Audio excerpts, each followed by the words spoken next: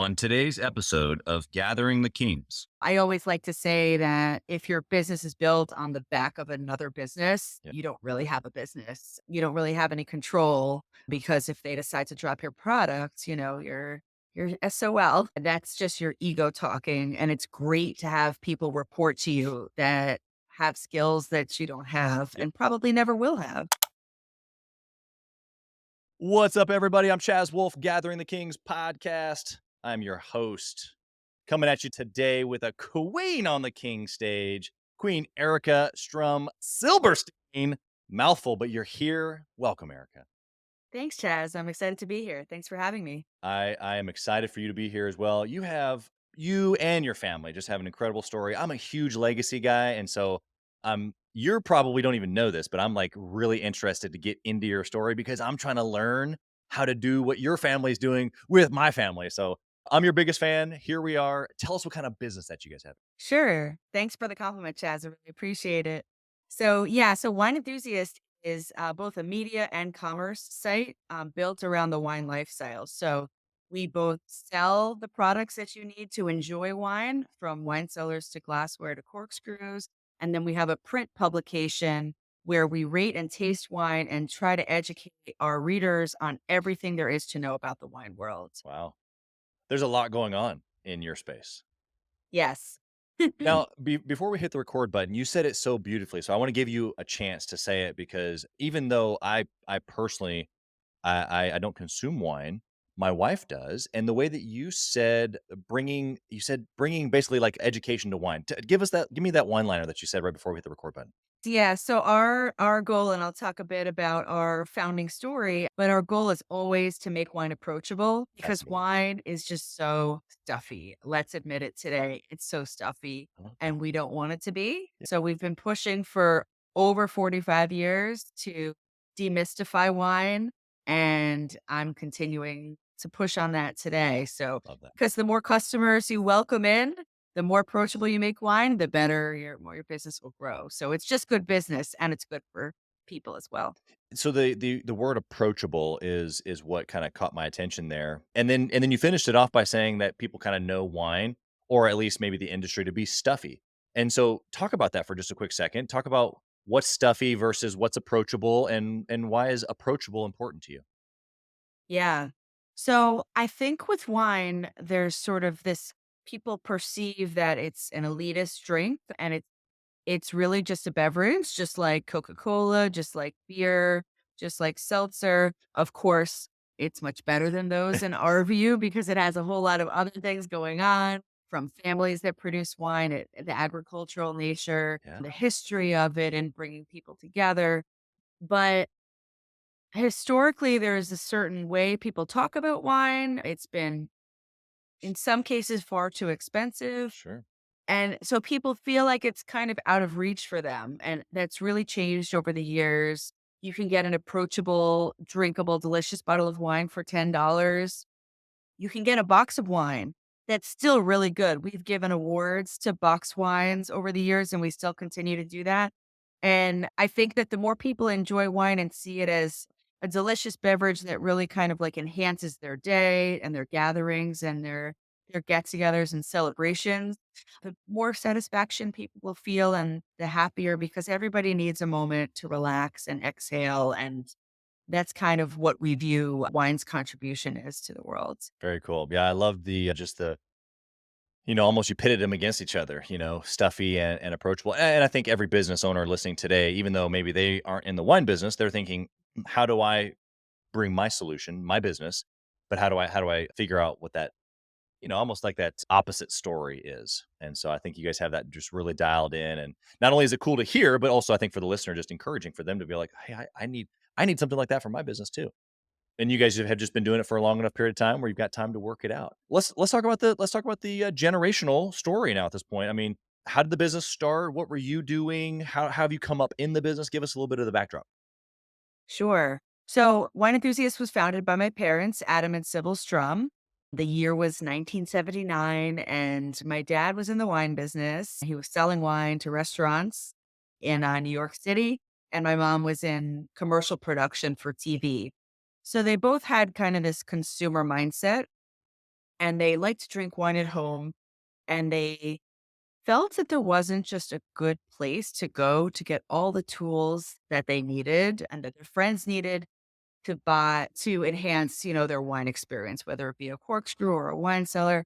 And so they bootstrapped this business. They decided to print a catalog, and they started out of our attic. I was not even born yet. And so they started in a small town called Chappaqua, New York, and they borrowed a bit of money from their parents. They didn't come from any kind of wealth at all, and so they just kind of took a chance. They launched with some products, some small corkscrews and glassware and small wine cellars, and they printed a catalog and slowly grew from there. So when I was little, I remember, my mom and dad at night after I was put to bed, like processing orders and Mhm. things like that. And it was always just part of growing up. And Yeah. it was part of this mentality that you have to work hard. And so that's always been part of my upbringing. Yeah. And so it started with that commercial side, the retail part of the business, which is still the larger share of the company. That's the part where we sell stuff to you. Yeah. And then 10 years later, they decided that they want to not only sell people the things that they use to enjoy wine, but help them navigate the thousands of wines that there are on the market. Yeah. And there's a lot. Every single country in the world produces wine. And so, how do you know the right bottle to purchase? If you're live in a state that has a lot of wine distributed there, the wine shops are just lined with bottle after bottle. Yeah. So, how do you make an educated decision?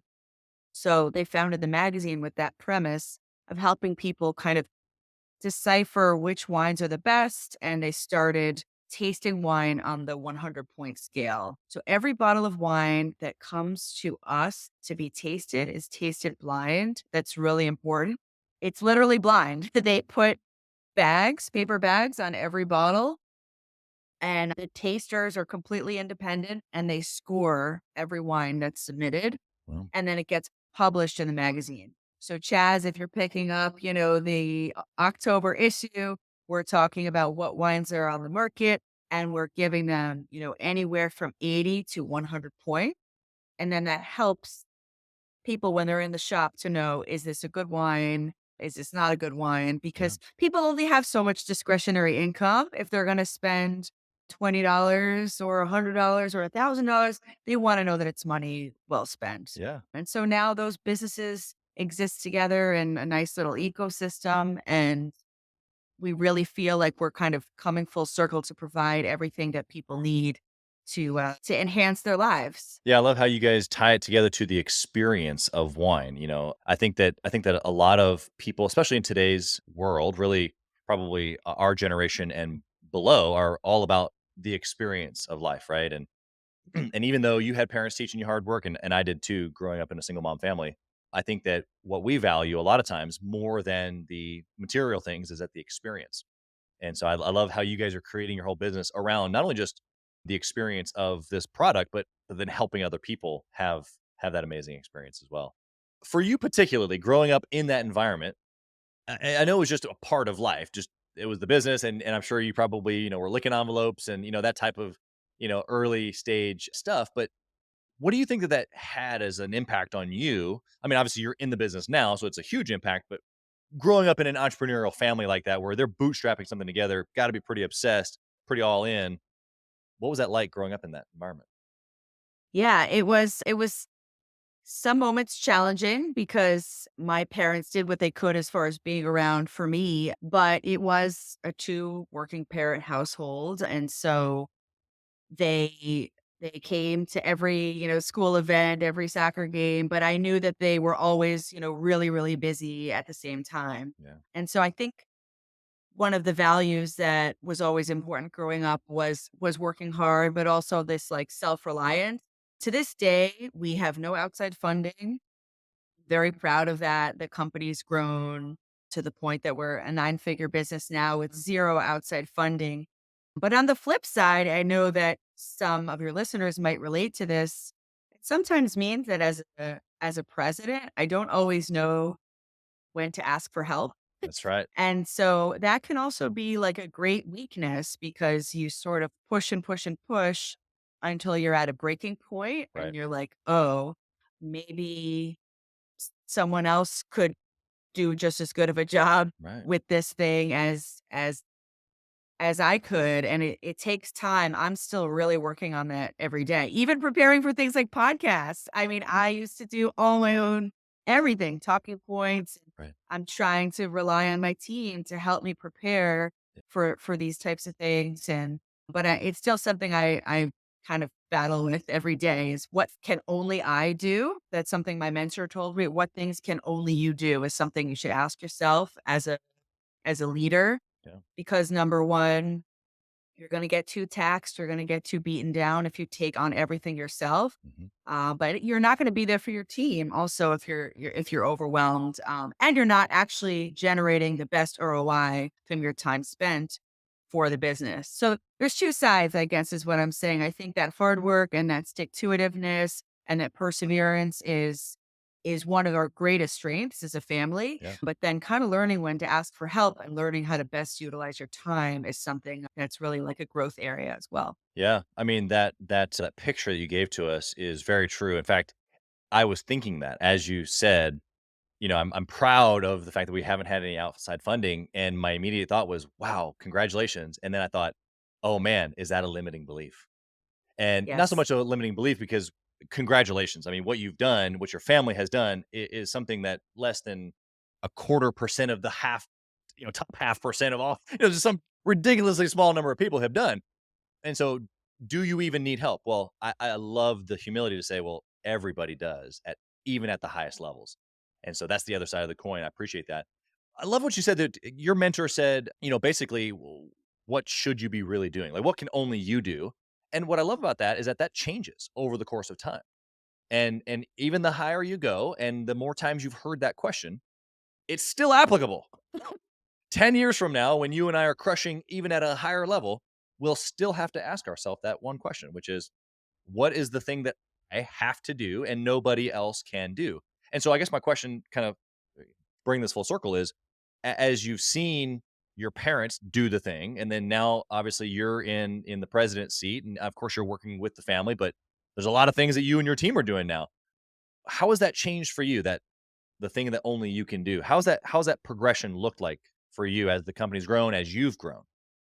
Yeah. So as you might imagine, based on what I described before, I started at the business at coordinator level. I did not start at president, and I've been at the company for 16 years now. So I've learned how to do everything from the ground up. And then I had to learn, and you're right, at every level, those things are different. So Right. whether it be like not writing an email subject line myself Right. to maybe the next phase is, so we do a lot of development work, and so not putting in like the requirements, maybe a direct report puts in the requirements for an improvement that we're working on, maybe not testing everything myself, someone else can help me test, where I've started having discomfort because I have a degree in marketing and management, is those marketing tasks, like coming up with ways to generate new emails and things like that. Right. That probably shouldn't be my job anymore, but No, we it's have hard. ChatGPT for that too now. Oh,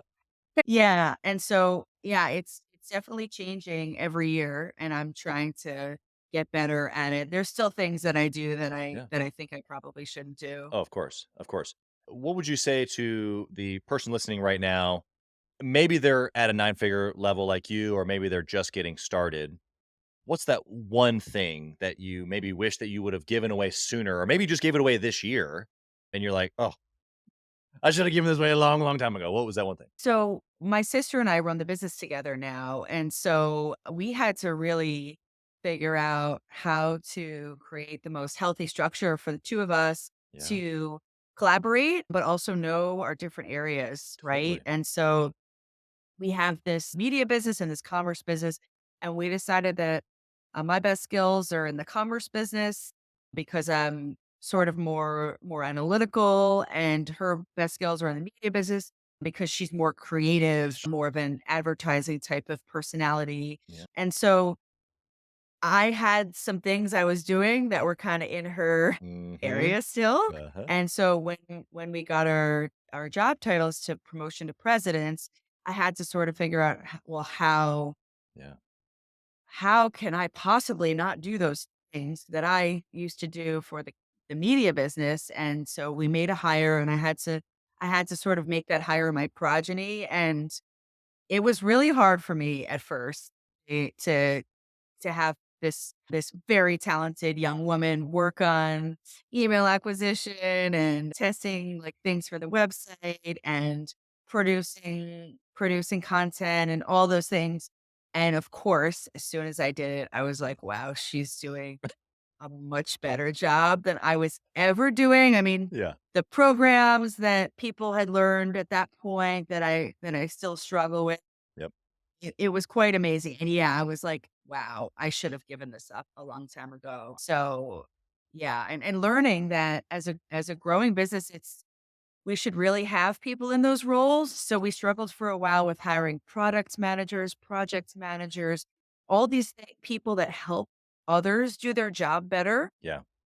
and those positions have been invaluable to the company because our employees are happier. Yeah. Right? Yeah. And if your team is happy, then they produce more for you, and we're helping them feel like they are contributing. And so I think that's been a good learning is like it's not on all of us to manage our time. There are people who literally that's their job is managing other people's time. That's right. And so That's right. yeah. There's a huge part of what you just described for anybody who's listening who wants to have a bigger business, 8, 9 figures, or is there and maybe struggling with this, but that's the biggest gap is that you once were everything and then you started to hire people. Okay, great. So you got to 7 figures. But then there's like this separation between revenue is there, but you're still doing all the things, or in this case, managing all the people doing all the things. And that's the biggest scale opportunity for what an 8 and 9 figure owner looks at is how do I put people in place to keep the machine running? And I'm not that you're not working on the business. You're working on just higher level activities and managing people even isn't what you should be doing at that point. And so I think that's just great revelation for you to share, especially again, growing up in a family business. I can only imagine it'd be difficult to give things away because it's like it's ours, it's a family. I grew up doing this, like all of those things that kind of keep us chained to how they always once were, you know? Yeah. And that discomfort with, oh, they're working on things that maybe I don't know how to do. Right. And that's okay. Yeah. And that's just your ego talking. And it's great to have people report to you that have skills that you don't have Yep. and probably never will have. Yeah, and nor should you, like you said, nor should you go out and get them. They're on your team. You have those skills now. Right. They're on your team. That's the value of the president now is like I get to put pieces in place, not necessarily be the piece or manage the piece. I get to put the pieces together that make the machine go. One thing you said between you and your sister, I kind of want to hit on here because I think it's valuable whether the listeners are, in business with their family, whether they just have a partner, or I would even say as far as marriage goes.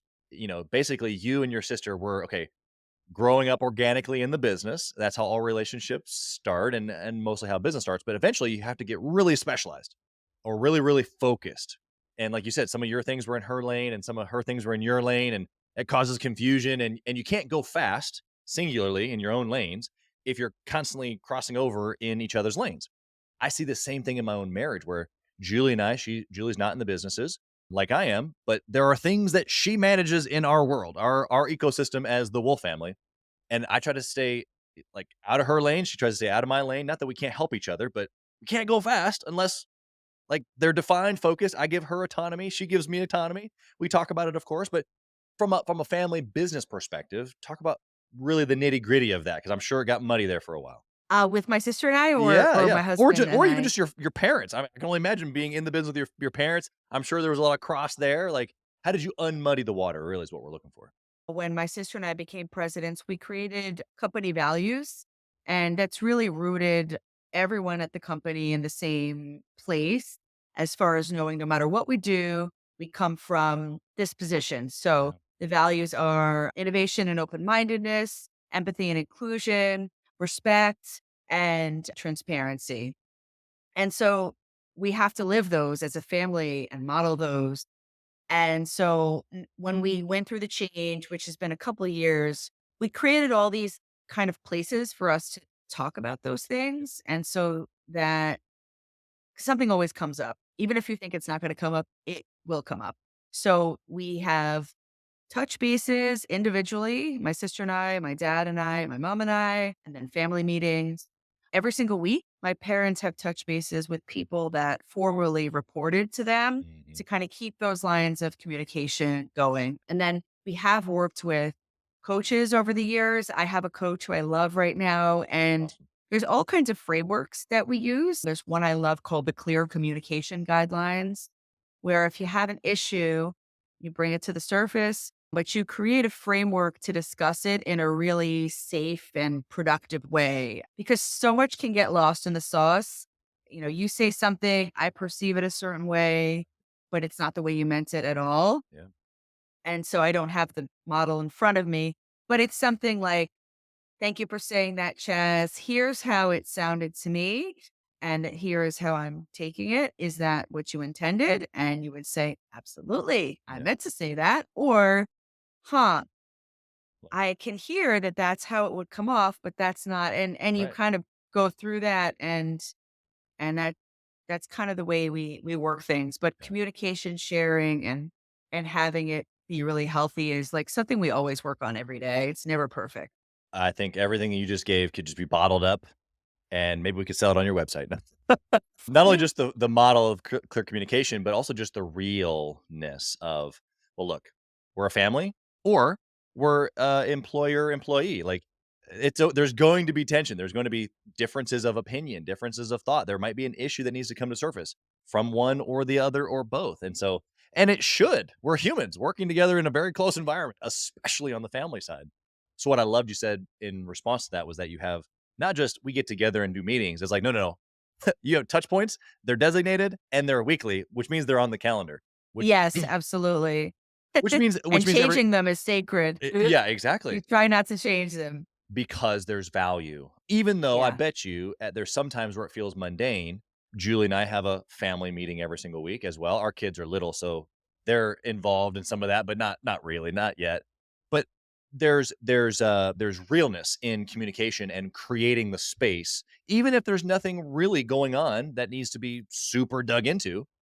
It's the space for it every single week, and take that into business, and it's almost like it has to happen, especially when there's family and business happening at the same time. Would you agree with that? Yeah, absolutely. Absolutely. Give us just one last thing here before I move on from this, like, obviously there's a lot going on in the business. You get, the parents are still involved, you and your sisters kinda running the individual, companies, if you will, but about family, business, like, whoever's listening right now and they're in a business with their family, what would just like the one-liner of, like, encouragement of how to do business and family together, what would you say? I love that word transparency. I think just always talking about any concerns consistently Yeah. and not bottling them up. I think that's key. Yeah, it's good. All right, well, let's talk about some decisions that you guys have made because obviously you have a perspective of watching your parents make decisions, but then you've made your own decisions in the business as well. So I'm curious from a second generation, looking at your parents, what was one of the decisions that you've seen them make in the business where you're like, oh, great job, guys. Like, well done. What was that you got to be a part of, but like from an underneath perspective? Let's see. I mean, they've made so many great decisions over the years. I just love the fact that there's just always rooted in openness and inclusion, and that's really never gone out of style. In fact, it's more in style, every single day. Sure. I think there's always opportunity to welcome people in. Yeah. I think that we've really changed a lot as far as our employee policies, and I'm really, really proud of that. And my parents have been very supportive of all of that in every step of the way, from really expanding our parental leave policies to changing our time off policies to be unlimited PTO, to allowing people, especially when the pandemic things were so heated, of course. What's our policy going to be? How are we going to allow people to work and live and support our employees? Yeah. And so we've really been flexible.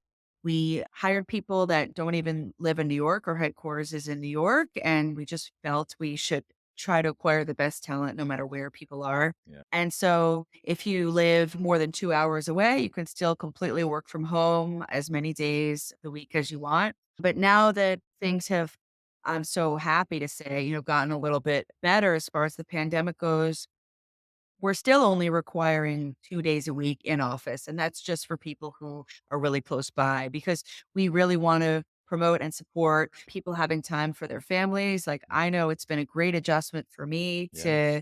to get to have, like, some I guess we'll call them m margin hours, maybe at 9 a.m. to 10, I can do something that I need to around the house, and maybe I'll work a little bit later into the evening. Right. But that work-life family balance is really crucial. We don't allow emails on the weekends. So everyone's gotten really good, including my parents, even though they're obsessive founders. Uh-huh. And scheduling emails. If I have something I really want to say to you, Chaz, and it's 9 p.m., I'll schedule it to hit your inbox tomorrow. And that's been really key. And Yeah. after we made all those policy changes, we did win the Great Places to Work award earlier this year, and I'm Very really, cool. really proud of that. And so some things are more of a discussion than others, but Yeah. for the most part, my parents have been super, super supportive of all those decisions. And I think really modern in that way Yeah. because not every founder has that mindset. Hey, kings and queens, Chaz Wolfe. I want to talk to you about something that's super important to me. We put a lot of time and effort, we meaning myself and my team, into this podcast, into the content that goes out every single day. And if you have been getting any sort of value or insight from this, we want it to be able to reach other business owners too. So we would love if you would like, comment, share, leave a review, post, share again, all of the things on social media, on all the different platforms, or even on the podcast mediums of Apple and Spotify. We would love to be able to get our content into more hands, more entrepreneurs, so they can grow their business as quick as possible. Together, we are building a community of like-minded entrepreneurs who are committed to growing their businesses to new heights. So let's do this. Let's help each other. Let's help each other grow. Yeah, I think you did a great job of explaining not only just flexibility, but their willingness to grow, really, is what it comes down to. Is like, I'm not going to just stay here and be stagnant how we've always been. I want to keep getting better and better and better. And oftentimes when you get a company at the size of yours, it makes sense that you have to start getting creative in new ways, especially when you have as many employees as you guys do. So it makes perfect sense. What do you think was the hardest Yeah. thing for them in all of that? Not necessarily they wouldn't want to take good care of their people. Obviously, they do. Is it just like meant that they were a little older, or maybe just that they're crazy obsessive founders and they just see things differently? Because that's what I relate to, for sure. What do you think the hardest thing for Yeah. them of the growth has been? So I think, and I was going to say in COVID, because a lot of people were home, they were buying things for their house. And that's really what we do is we help support making people's homes set up to enjoy wine. So we really saw record growth. And what we found in year one is we were taking a look at our overhead as a percent of revenue. And because we grew so much, but we didn't hire, it was almost a unhealthy place. Sure. So the number of people we had versus the revenue was almost too low, and it was unsustainable. We had just so much business and not enough support. And then we would have gone into the next year, which would have been 2021, with kind of like a thirsty, starved business, maybe pun intended. And so as much as it was exciting to hire people from other places, I think it was a little tough for my parents to not being able to shake people's hand. My dad loves walking around the office. He is very dramatic. He loves to sing. And he would love walking down those halls and shaking people's hands and Yeah. saying hello. And I think that was a little hard. And we love our employees that are remote, of course, but it was a little hard never getting to meet someone and Yeah. having them work for us for a year. And not, So that was strange, but then we remedied that with this new model that I believe a lot of companies are doing, which is these annual or biannual town halls. yeah. And so we did that this year. We flew people in. Anyone that wanted to fly in, you could come meet in person. And so they got that moment of, and all of us got that moment of Yeah. meeting people that have worked for us for anywhere from 1 to 2 years that we just never met in person. And Yeah. it was amazing. I love and support flexibility, but you just cannot replace the value of meeting someone in person, even if they then, go back to Florida. You Yep. don't see them again for 6 months. Right. You had that moment where they feel like they're part of something, you Yeah. know? Yeah. Yeah. Everything you're giving is not only just accurate and right. With Gathering the Kings peer-to-peer mastermind group, we launched with really flexibility in mind because I'm a busy CEO. I've got multiple companies. I wanted to be part of a group of people doing big things, but I didn't want to meet every single month in person downtown Kansas City and spend an entire 8 days doing or 8 hours doing it. And so there's local stuff and that's great, but I wanted to make it virtual across the country. And so what happens exactly what you just described. We meet online, but then a couple times a year we get together and I'll tell you what. When you have seen somebody on a screen like you and I are now, but if we did this regularly and then months down the road like you're talking about with your employees, you get together, you know this person, but you've never actually like embraced this person. It is one of the most amazing situations 'cause you know each other, but your knowingness of each other just skyrockets because it's not the first time Yeah. meeting. It's the first time meeting, but it's not the first time meeting. You know what I mean? Right. It's those conversations that happen in between the meetings. There's no conversations in between meetings when you're remote. So, and sometimes people say, oh, that's annoying and it's distracting, the water cooler talk. Right. But you need a little bit of it because we're all just when you have back to back to back Teams meetings, maybe you do the small talk at the beginning of the call and Right. until everyone arrives. Nobody likes that. That's not like the enjoyable part of the in-person interactions. Yeah. But so last week if you could tell, I'm big on emails. I still think email will and owning data for any company is just the best way to build your business. You don't want to rely on the platforms. It's just like a very scary way. By the Yeah. platforms, I mean Google and Facebook. Yeah. Anyway, so we had this big win and we got like thousands of new emails, in a few days. And I was in the office and it was one of our required in-person days.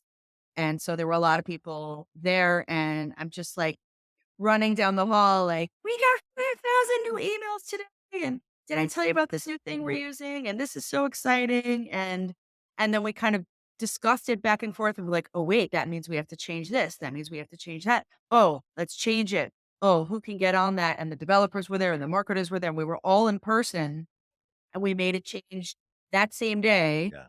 and that wouldn't have happened. That meeting was not scheduled. That was just like Yeah. Combustion. a fortuitous moment that was not planned. Yeah. And so just finding that balance, I think, is really important. Oh, and after the town hall, like we all went out for drinks really late. And that's almost as valuable as the entire day Yeah. because you just learn about people's families and their lives Yeah. and you check in with them. I think checking in is really, really, really key. Yeah. Yeah, and when we Yeah. can do it in person, it's even better. I had a mastermind member we did an in-person one very similar to what you're talking about just a couple weekends ago, and a mastermind member said, that he knew that he'd be winning in this particular area of life that we were discussing when he had friends that checked in on him. So everything that you just Yeah. said is super important, not just from a family friend perspective, but even as employers, when we look at our teams, like, do we see the human on the other side, or is it just a set of hands? Is it just a mind? Are they just numbers?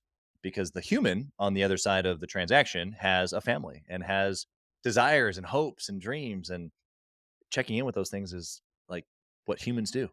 It's like Yeah. what you do when you care about somebody. Yeah, we've been doing these wellness days, especially now it's getting more cold in New York, and this is kind of when people start to get a little sick.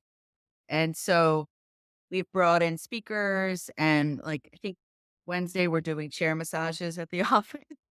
And so we had the co-founder of Bonobos, Okay. Andy Dunn, and he spoke about because it was a mental health awareness day. Yeah. He spoke about kind of coming to a realization that he was bipolar and talked really, really openly and candidly about that, which was very moving for a founder to do to kind of like demonstrate and show an area that they're struggling with. Yeah. And he said, when you check in with people, it's so easy for them to just say, I'm fine. Like, even when we started talking pleasantries, when we Mhm. got on today's, how's it going? I'm good.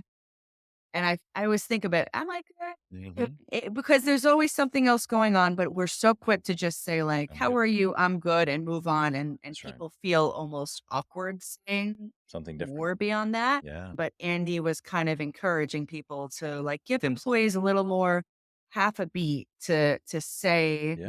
what's really going on. And even as a founder to share instead of just being like, Yep. I'm good, just being like, I'm good, but I really struggled with getting my kids on the bus this morning and I feel like I wasn't nice to them. Yeah. And they might say, "Oh, me too," Right. or I'm having challenges with, my mom or whatever it might be. And then you have a connection, not a drive-by. That's right. That's right. Yeah. Super powerful. Can't this is all, like, just really great psychology that works, 2 humans in a relationship. I used to say when I was in corporate America, very similar to what you just said as far as a drive-by, but, you walk by somebody on the way to the water cooler, the restroom, whatever, it's like, you know, "Hey, how's it going?" And the other person says, "Hey, how's it going?" Nobody actually ever answers the question. Yes. And so even as a sales trainer at that point, it was like, why am I gonna ask someone, "How are they doing?" if I don't actually wanna hear the answer? So first off, just say what you mean, number 1. If you just wanna say hi, just say hi. If you do wanna ask them how they're doing, you might stop walking and you might lean in a Yeah. little bit. Like you're saying, create that space, especially as owners, founders, CEOs, presidents, the leader. It matters, like, big time. And just all it takes is just a little bit of curiosity to say, like, "I realize that Right. there's a human on the other side of this conversation, and I wonder how they're actually doing." I wanna give one encouragement too because the struggle is what I think a lot of people might be cutting off because it might be negative, like, "How are you doing today?" And you're like, "Oh, did I struggle with XYZ?" And it's like, I don't say it because I don't wanna be negative. And everything Yeah. everything that Erica gave you guys is real as far as sharing the struggle with your people, but it could also be a win. In fact, that's when you referenced us getting on this call here, you were like, "Hey, how's it going?" And I did the same thing you did. I'm like, I don't wanna just say, "Hey, good," and then we move on. It was like, it's Monday and I'm after it. This is my 3rd podcast today. Let's go. And it can Right. it can be a win, right? But the struggle is typically where the real deep part of the connections are made in relationships because you can relate. I mean, that's what we're doing right here, right? You're telling your story. The listeners are going, "Oh man, I've never maybe been part of a family business that grew like this, but I can relate to X part of your story." So I want to switch this a little bit to you, Erica. And we've talked about your Yeah. parents and maybe your perspective of them and maybe some of the decisions that they've made, but you're now in a position of leadership. What's something that you've done that's been one of those struggles that you just were talking about? Like something that you did that looking back on it, maybe you shouldn't have done, or it just wasn't the best hour, something that we can learn from. What's something like that? Yeah, absolutely. So I've been really trying to brush up on my negotiation skills.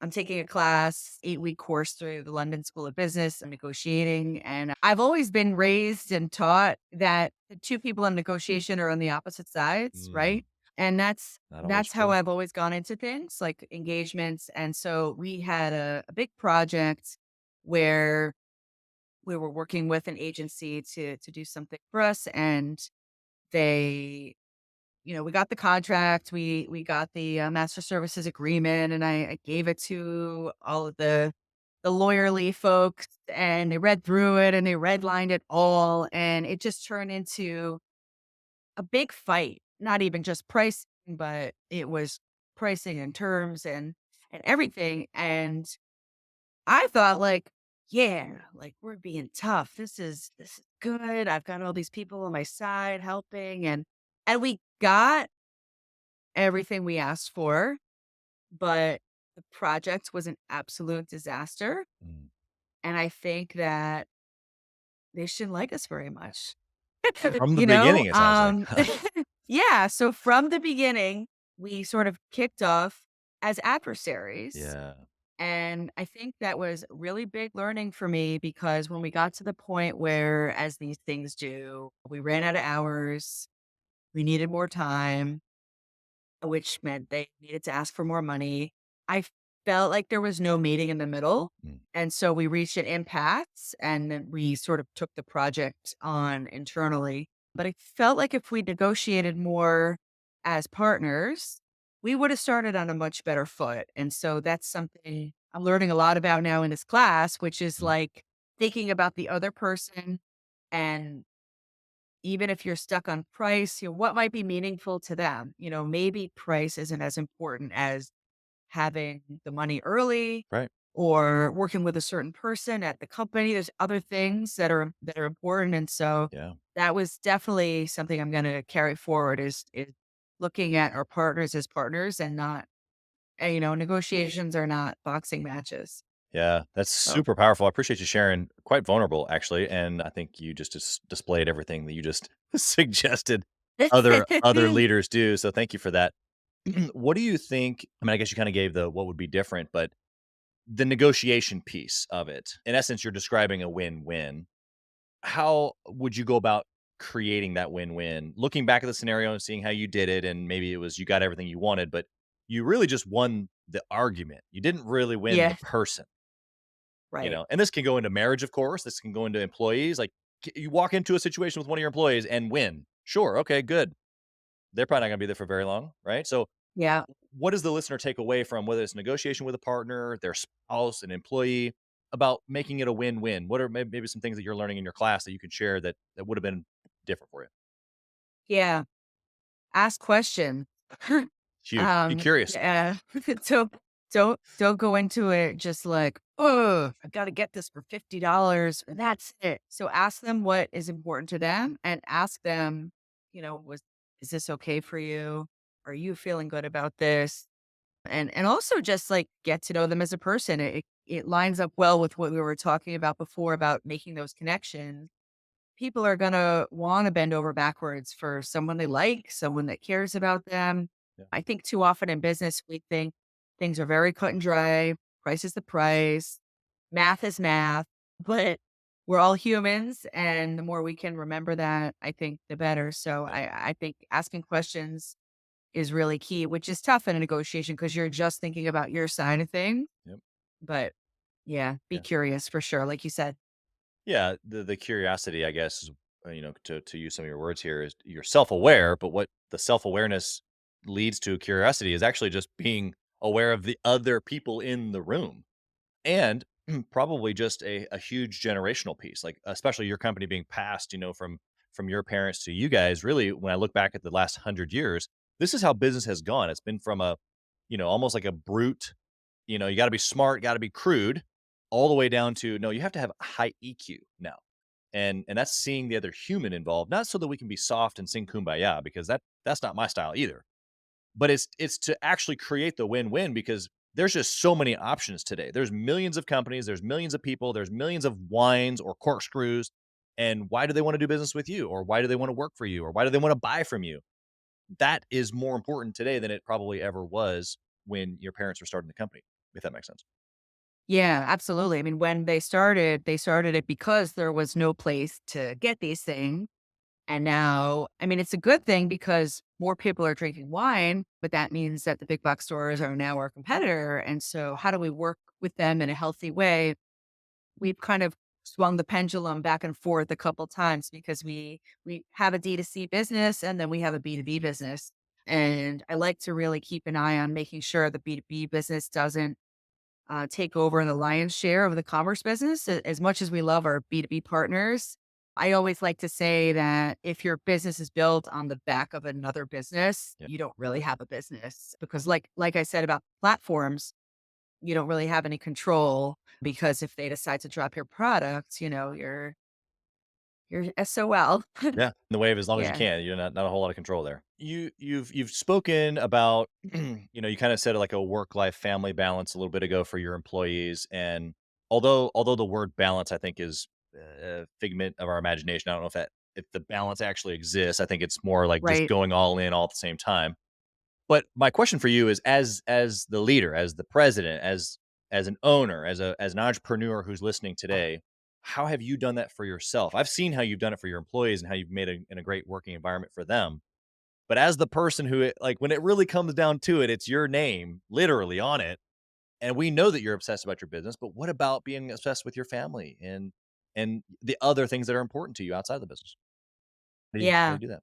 I think it's really important to kind of check in on what areas are not maybe so good after a given day or a given week. So one of my resolutions this year was to journal more, which it does sound woo woo, but it really makes a difference. You know? Some nights I don't want to do it. A lot of nights I don't want to do it, but it's really more of like a gratitude journal because I think being a leader, at least the way my personality is, I'm always quick to criticize. So that, like, at the end of the day, I'm like, oh, why I didn't do XYZ, I didn't do all these things. But taking a moment to kind of write down, this went well today. I'm really appreciative of this. I want to do better with this tomorrow. But yeah, always trying to grow yourself and improve yourself. I do a lot of different things. Some things are free and some things are a little bit of money, but you could do a lot with just free. That's right. Just trying to go to bed early. I always try to go to bed by 10:30. I don't always do it. We do a lot of work on social, which I love in a healthy way as much as possible, but it can very quickly veer in towards unhealthy. So I do have nights where I open TikTok at 10:30 instead of going to bed. And then I don't go to sleep till 11:30, but try to, but also being kind to myself. Okay, maybe that's what I needed that night, but focusing on all those different components that make life meaningful, which is not just work, but also Yeah. your diet. Doing this program, which is called the Whole Life Challenge. Okay. Right now it's 6 weeks long. And so you think about your diet, you think about time that's not distracted at all with family. Yeah. And it could be one small thing, having dinner with no phones on the table, doing something to forge connection outside of your family. That's important too. Yeah. Trying to make more girlfriends, trying to call someone who's long distance that you haven't seen in a while. Yeah. All these little things can kind of do a lot for your soul Yeah. and really creating boundaries for yourself on when work begins and ends. I'm not always good at that. I'm often not good at that, but I'm trying. Like Yeah. we're all trying, and so trying to push, but also not be so hard on ourselves Yeah. is key. Yeah, it's honest, and so I appreciate that. I think that, I've asked a similar question to hundreds of successful entrepreneurs, male and female, and even for the ones that are super aware, like, clearly you're aware, we're still working on it. And I think Right. actually that describes us as people who know that there's just levels upon levels to this thing called life, right? The whole life, the experiments that you're going through right now, it's like my marriage can get better. Even though Julie and I have an amazing marriage. My relationship with my kids can get better. My businesses can get better. That's why I do things that help me get better at negotiation, like taking a class or whatever. Right. We have to have the realization of self-awareness that they can get better. There's levels upon levels. And so it's not a matter of like not wanting to go there. It's like, no, actually I do. I do need to get better. I want to get better. So I appreciate that realness because that's how it is. If we ever stifled that and said, well, I've got it figured out, like, oh no, I've got it perfectly cut in pie sections and my kids are over here and my business is over here. I don't know if that actually exists. I don't know if actually anybody would believe that that exists. Right? Yeah. There's always something to beat yourself up about Yeah, if you want to find it, that's right. like I feel like I should be doing more volunteering, Right. and I do a bit, I try to donate blood. I cook for a local charity. I try to do some cleanup projects with the kids, but I feel like I can always do more. But then if I do those things, then it's like, oh, but I didn't work till 8 that night. There's Right. always, or I didn't put the kids to bed because I was out with my friends. Right. And going out with your friends is a thing that helps Yeah, you be a better parent sometimes. that's right. So there's always something missing out. I like what you said Yeah. about balance because it's almost like it's not a balance. It's almost being okay with the imbalance is Yeah. which maybe sounds cheesy, but that is the balance because you can't do all these things on any day Right. equally perfectly. Yeah, exactly. I love that. I got one last question here for you, Erica. If you had the opportunity to roll back the clock and you got a chance to just tap on the younger Erica's shoulder and you whispered in her ear, what would you tell her? I would tell her, be more confident. I struggle with my confidence a lot over the years. So I would tell her, you've got this. Yeah, You're going to be okay. Just trust your intuition. love that. Love that. Is that a learned intuition? Is that the famous women's intuition? What intuition are you referring to? Yeah, I feel like So it's a challenge. As a family business, you get a lot of positive rah-rah feedback, if you have loving parents like I do. But sometimes you want an objective person to also give you that positive feedback. And so Yeah. sometimes you can be a little starved of that because you even if you don't report to your parents, Right. you might have a boss who's probably not completely objective about your performance, Right. right? So that confidence for me has come as I've stepped out of my comfort zone and work with people who maybe had no allegiance to the business Yeah. that gave me that validation of, "Oh, you're really good at this. You're a really strategic thinker. You work really hard." And so I think that having that third party guidance, especially if you've been in the company for a long time, you forget that you're not just the boss's daughter, you're also an independent person who has their own Yeah. skills that they bring to the table. Yeah. It's huge. I appreciate you sharing. How can the listener find you? Number one, if they are a wine enthusiast or they want to become one and they want to buy your stuff and Yes. or have their experience of wine enhanced, or if they're just an entrepreneur, they want to connect with you, how can they find you or the business? Sure. So definitely the number one place is our website, wineenthusiast.com. And that was a labor of love that launched just in June. It's a new website that brings both of our businesses together, my sister's media side and my retail side. So it's really a one-stop shop to buy the things you need to enjoy wine to the fullest and also learn a thing or two. So whether you're sort of in a relaxing moment, you want to see what cool wines are out there, you can come to the site. Or if you have a need for something in your home, you can come to the site as well. Love that. And I think all my handles will be in the notes. I'm on LinkedIn, I'm on Instagram, I'm on Facebook, I'm everywhere. And I like to be accessible. So if anyone has any questions or if you want a special discount or something, you can certainly reach out. That's awesome. I hear what you're saying there. You get a special opportunity for listening to this show. So thank you, Erica, for being not only just here and sharing your story, but like you said, you've grown up in just an incredible environment, but yet you've become this strong queen that we got to interview here today, standing on your own. So your parents should be very proud, and I can only imagine the people that work with and for you are excited about that. You're clearly a great leader, and you've shared just incredible things here with us today. So thank you for that. Blessings to you, your family, your business, everything that you guys are touching here. And thank you for your time. Thank you, Chaz. Great to meet you. I had a lot of fun. Thank you for listening to Gathering the Kings today. I hope that you were able to pull out a few nuggets to go apply into your business right away. More importantly, though, I hope that you're realizing that it takes more to be successful than just being by yourself, doing it all on your own, carrying the weight all by yourself. What I have realized, not only in my own journey from multiple businesses and multiple different industries, and now interviewing over 200 or 300 other very successful 7, 8, and 9-figure business owners, is that it's tough to do it alone. And so Gathering the Kings exists to bring together successful entrepreneurs. In fact, we are putting together 1,000 kings, specifically who are grateful but not done. We're intentionally assembling kings who fight tooth and nail for their business, family, and communities. And here's what we believe, that in the pursuit of excellence in those areas, that it ignites within us the responsibility to govern power and forge a lasting legacy. So if that relates and resonates with you, and you know that you need people around you, sharp, qualified, other very successful business owners, I want you to go to gatheringthekings.com. I want you to take a look at what we're doing and see if it makes sense for you to be part of our pursuit to 1,000 kings. Talk soon.